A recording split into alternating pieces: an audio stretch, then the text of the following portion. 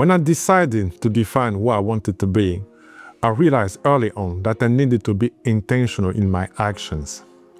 Intentionality is taking deliberate steps to achieve something.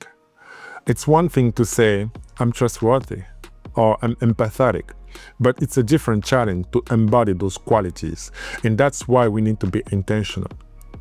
Once you've defined your character, who you want to become, the next step is to consistently act in alignment with that definition. This is where we all struggle, but it's possible, and it starts with the decision, followed by a plan, intentionality. For me, it has meant preparation.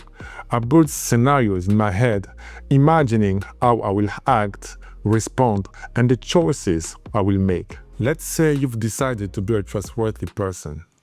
Start by imagining how a trustworthy person acts and how they make others feel. They create a safe space. Their actions speak louder than words, and they have integrity. Being intentional about being a trustworthy person means actively choosing and practicing behavior that builds trust, every day and in every interaction. It's about more than just wanting to be trusted.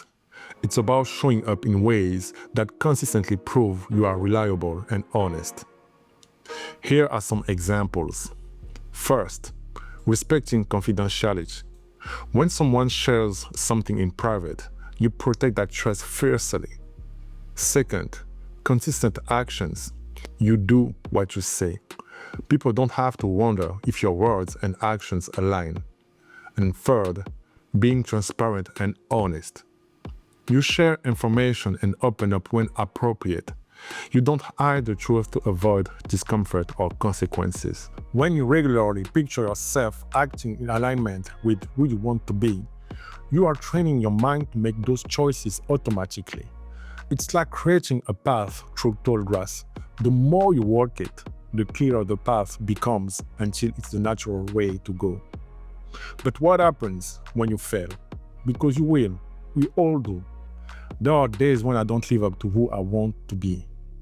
That's when we hear that small voice inside, that negative voice that says, see, you are not who you say you are.